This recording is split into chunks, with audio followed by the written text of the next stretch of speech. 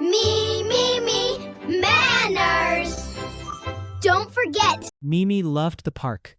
Time for a yummy snack, she cheered, pulling out her big, delicious sandwich. She was so excited to eat it. Mimi took a giant bite.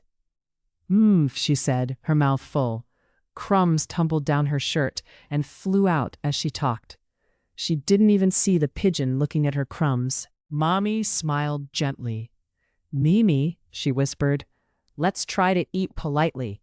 Chew with your mouth closed and use your napkin for crumbs.